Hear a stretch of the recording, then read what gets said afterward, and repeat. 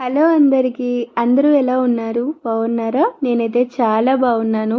ముందుగా మీ అందరికీ దేవీ నవరాత్రులు శుభాకాంక్షలు. ఆ అమ్మవారి ఆశీస్సులు మనందరి మీద ఎప్పుడూ మంచిగా ఉండాలని మనస్ఫూర్తిగా కోరుకుంటున్నాను. చాలా రోజులైపోయింది కదా వీడియోస్ పోస్ట్ చేసి. స్వీటీకి హెల్త్ బాగాలేకపోవడం మధ్యలో చాలానే జరిగిపోయాయి. మీతోటి ఒక్కొక్కటి నేను అప్కమింగ్ వీడియోస్లో షేర్ చేసుకుంటూనే ఉంటాను. సో ఈరోజైతే నాకు చాలా హ్యాపీగా ఉంది. మార్నింగే లేచేసి మంచిగా దీపం పెట్టేసుకున్నాను. ఎంతైనా ఎర్లీ మార్నింగ్ లేచి మంచిగా దీపం పెట్టుకుంటే ఆ ప్లెజెంటే వేరు కదా. మార్నింగే లేచి ప్లెజెంట్గా అన్ని పనులు చేసుకొని కాసేపు అలా కూర్చోగానే ఉండగానే సడన్ గా ఇంత పెద్ద వర్షం వస్తే ఎంత చిరాకు వస్తుందో చెప్పండి. నాకైతే చాలా చిరాకు వచ్చేసింది. ఇంకా ఈ చిరాకుతో పాటు నా కూతురు ఒక్క నిమిషం ఒక్క దగ్గర కూడా కూర్చోదండి, తిరుగుతూనే ఉంటది. ఇంకా అల్లరైతే స్వీటీకి దారుణంగా తయారైపోయింది.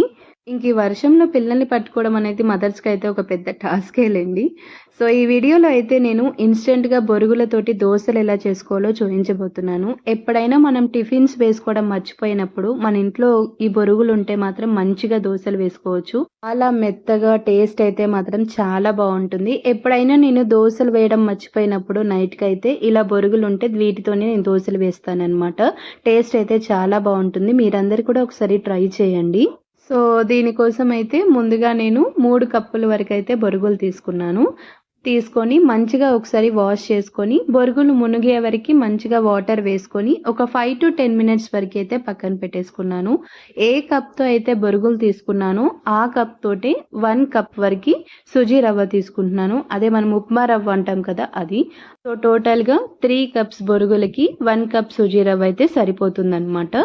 ఇంట్లో మనుషుల క్వాంటిటీ బట్టి మీరు క్వాంటిటీ పెంచుకోవచ్చు. మాకైతే సరిపోతుంది మార్నింగ్ టిఫిన్ వరకే కాబట్టి నేను 3 కప్స్ బొరుగులకి 1 కప్ సుజీ రవ్వ అయితే తీసుకున్నాను అనమాట. సో ఇది కూడా మంచిగా వాష్ చేసి దాన్ని కూడా ఒక 10 మినిట్స్ వరకు పక్కన పెట్టేశాను. సో ఒక 10 మినిట్స్ తర్వాత చూస్తే ఇలా ఉంటాయన్నమాట. బొరుగుల్ని మనం ఇలా ప్రెస్ చేస్తూ మిక్సీ జార్లోకి అయితే తీసుకోవాలి. అయితే ఇది మొత్తం దోశ బ్యాటరీ ఎలా మనం ప్రిపేర్ చేసుకుంటామో అలా చేసుకోవాలి. అలా అని చెప్పి ముందే వాటర్ వేయకూడదు. ఇలా పిండినట్టుగా ముందు తీసుకోవాలి. ఇంకా దీంట్లోనే నానబెట్టిన సుజీ రవ్వ కూడా వేసుకోవాలి. అది కూడా ప్రెస్ చేస్తూనే వేసుకోవాలి. అయితే రెండు విడివిడిగా గ్రైండ్ చేసుకునే అవసరం లేదు. రెండు ఒక దాంట్లోనే వేసుకొని మంచిగా దోశ బ్యాటరీ ఎలా గ్రైండ్ చేసుకుంటామో అలా గ్రైండ్ చేసుకోవాలన్నమాట. సో ఇక్కడ నేను చూపిస్తున్నాను చూడండి, అలా గ్రైండ్ చేసుకుంటే సరిపోతుంది. సో ఈ విధంగా గ్రైండ్ చేసుకున్న తర్వాత మనకి దోశలు కొంచెం బ్రౌనిష్గా కలర్ఫుల్గా ఉంటే చాలా బాగుంటుంది కదా. సో పిండి కొంచెం ఇలా ఈ కన్సిస్టెన్సీతో ఉన్నప్పుడే ఒక 2 to 3 టేబుల్ స్పూన్ వరకు నేనైతే బియ్య పిండిని అయితే యాడ్ చేసుకుంటున్నాను. అప్పుడైతే మనకి దోశలు బ్రౌన్గా కలర్ఫుల్గా చాలా బాగుంటాయి అన్నమాట. నాకు దోశ తెల్లగా ఉంటే అస్సలు నచ్చదండి. కొంచెం బ్రౌనిష్గా ఉండాలన్నమాట. లైట్ బ్రౌన్గా ఉన్నా పర్వాలేదేమో కానీ అస్సలు వైట్గా ఉంటే అస్సలు తినను నేను. దానికోసమే నేను ఇక్కడ కొంచెం బియ్యం పిండిని అయితే యాడ్ చేసుకున్నాను. మళ్ళీ ఒకసారి గ్రైండ్ చేసుకొని ఇలా మెత్తటి పేస్ట్ లాగా చేసుకోవాలి. మన దోశ బ్యాటర్ లాగా అనమాట. చూడండి ఎంత బాగా వచ్చిందో కన్సిస్టెన్సీ కదా. ఈ కన్సిస్టెన్సీ ఉంటే దోశకైతే పర్ఫెక్ట్గా వస్తుందన్నమాట. సో ఇంకా ఇక్కడ కొంచెం సాల్ట్ వేసుకొని మనం దోశలు వేసుకోవడమే. ఇందులోకి అయితే బేకింగ్ సోడా అలాంటివి అస్సలు అవసరమే లేదండి. కొంచెం సాల్ట్ వేసుకొని మంచిగా దోశ వేసుకుంటే ఎంత బాగొస్తుందో మీరే చూడండి. నాకు నాన్ స్టిక్ కన్నా కూడా ఇలాంటి కడాయిలో దోశలు అంటేనే చాలా ఇష్టం. ఎప్పుడైనా మనం దోశలు వేసుకోవడం మర్చిపోయినప్పుడు అమ్మ అయితే ఫస్ట్ నాకు ఇడ్లీ పెడుతుంది. నాకు ఎంత చిరాకు అంటే అంత చిరాకు ఇడ్లీ అంటే. అస్సలు ఇష్టమే ఉండదు. ఇన్స్టెంట్గా ఇలా దోశలైనా ట్రై చేస్తానేమో కానీ ఇడ్లీ మాత్రం అస్సలు తినండి. అంత చిరాకు నాకు ఇడ్లీ అంటే, ఎందుకో తెలీదు.